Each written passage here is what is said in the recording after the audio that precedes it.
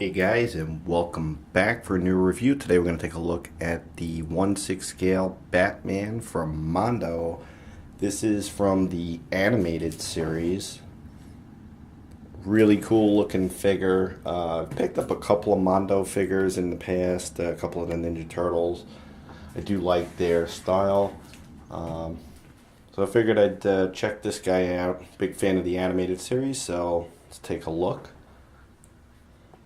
Okay, just pulled it out of the shipper, so it's got a little bag wrapped around it.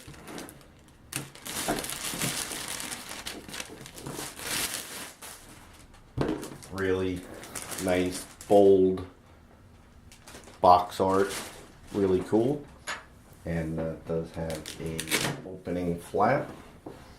So there he is, all the glare included. Of course, we're gonna get him out and get a better look. But that looks really cool. Rest of the box is pretty simple. So let's get him out and take a better look.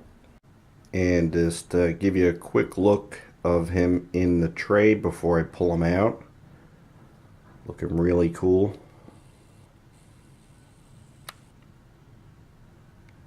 Alright, so here he is out of the package. Just give you a close-up look.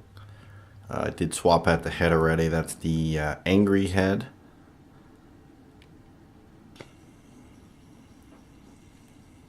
So the design of the character is true to the animation. So the animated series, this is really an excellent version of him. Looks the part, the colors are really good. They've painted it in a way to really capture the artwork from it, from the shadow lines that you see on the torso to even the way it is on the actual figure, the face itself. So he does look like he's jumped right off the page. Also the deep blue shadow lines, the back of the cape, along the side here. Really nice depiction of the artwork. So it really sells the whole look for the animated series.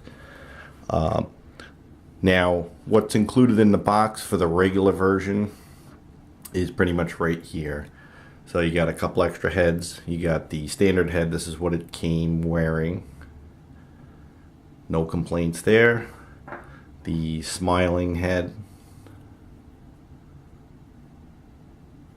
And you, of course, get a few accessories. The chicken soup from Alfred. The gas mask. 2 batarangs, so 2 different versions. The tape from one of the episodes. I think that was the Man-Bat episode, but I could be wrong. Of course, the line launcher. This piece, I'm not really sure what that is. Someone knows, please leave a comment in the description below. And aside from this launcher, you also get the wired version, which is really cool. And that's opposable wire. They can really pull off some cool poses for that. The big problem I got with this is the fact that there was an exclusive, and I got no problem with exclusives. However, the exclusive included over 4 items that the regular version did not. You got a robot head. You got a alternate cape which flowed off to the side. You got a pair of night vision goggles. You got the thumbs up hand. So that's quite a lot to leave out for your regular version. It makes it actually pretty hard sell when you're missing that much accessories. There might have even been 1 or 2 other items that is not included with the regular that is with the exclusive. So if the exclusive just had the extra robot head or something, that would be understandable. But to leave out the extra cape, which is pretty important, that's a real bummer. The thumbs up hand, there's no reason you shouldn't have thrown that in the regular release as well, especially to go with the smirking head. So that's a big problem I got with this figure. But next, let's go ahead and take a look at how he poses. Okay, so looking at articulation for this figure, the head is on a ball joint. I'll just pop it off really quick to show you. And let's throw on an extra head while we're at it. So with that, you can get tilt left and right really good. You can look up a moderate amount, down a moderate amount. Of course, left and right is really no issue. The shoulders can hinge out that far. Of course, they rotate all the way around. The cape does get in the way. You got a really unique elbow joint. So with that, it's double jointed, but it only gets you to about there, just a little past 90. Not that big a deal. There's also a rotation point at that elbow, and then a standard pin and hinge for the wrist. Then for the upper torso, you've got a little bit of pivot. You can move it slightly forward, slightly back, and a very little tilt. Almost a useless joint. For the waist, you've also got a bit of a twist, but because it's like an oval, you don't really get a lot of use out of that. The shorts are slightly softer material, which allows you to move forward, but barely. So the joint is not really very well designed. Aesthetically, it looks nice, but functionally, it's poor. You got a double jointed knee, and it's a really chunky look.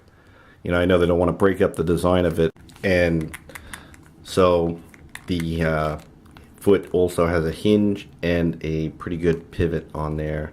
So articulation is mediocre. Of course, you got aesthetics to consider with the figure like this, which I definitely understand. It's not the best designed articulation, but aesthetically it's not too bad. Okay, so Batman here is slated as a 1/6 scale collectible figure, and this is an area where I also have another issue, and that is the height. So bringing in the measuring tape, he comes in at 11.5 inches to the top of his ears, which is really kind of short, you know, which makes him to the top of his head. Let's see, about 11.25. So he's a little short for a 1/6 scale collectible figure. He should be at least a ½ inch to an inch taller in height. Of course, this is an animated series. It's not really going to fit too well in with, for instance, Hot Toys, Batman figures and such, because the scale is slightly off. It's not, from what I could tell, a true 1/6 scale. It's just a little shorter. But again, it depends on where you're going to be displaying a figure like this. Of course, that is up to you, but he does pretty much stature a little shorter than he should, in my opinion. Okay, so here's a little size comparison just so you can visualize it for yourself. Got the '89 Hot Toys Batman, the Ben Affleck Batman, and the video game series Batman. And you can see how they scale in compared to it. He is a little shorter than, again, I would like to see. Would have liked to seen him to be at least around about Keaton's height, because these guys are pretty massive, but again, just a little too short in my opinion. Alright, so overall thoughts on the Mondo Batman. Aesthetically, a really nice looking figure. Pretty much the only 1/6 scale animated series Batman that I am aware of. Although, thinking back, I think Kenner did do a 12-inch version back in the 90s, if I remember correctly, but I could be wrong. Figure is really nice. Paint is nice. It's well done. Captures the look of the series. The stand is really nice. It's bold. You can, if you got a little bit of imagination, you can come up with some interesting ways to pose him. The accessories are the biggest problem. Not that they're not good, it's just really there's not enough. They've excluded too many items for the exclusive only, making the regular version a poor substitute. The scale issue is minor, but I think it is still an issue. I would have preferred to seen the figure to be a little taller. The weight of the figure is really nice. It does have a little issue standing. He's a little top heavy because of it. But the other benefit is the hands. Every set of hands that you do get comes with its extra pegs, and switching out the hands is very easy. You just pop it right out and pop the next one in. So that is really a good feature. Overall, would I recommend it at $125? Can't say I would fully recommend it. I think they've excluded too many items. I think a price point for a figure like this should be about $79, but that's my opinion. I might be way off on that, but for what you get, while it's nice, it's not amazing. Articulation is poorly designed, but it is a nice looking figure. But that's it. That's my thoughts on the Mondo Batman. Nice figure. If you're a big fan, I would pick it up. But if you can, get the exclusive. Otherwise, getting the regular like I did might be a little bit of a disappointment, just knowing that there's all those many accessories missing that the exclusive got. But aside from that, that's my look at the Mondo Batman. Hope you enjoyed. Till next time, guys.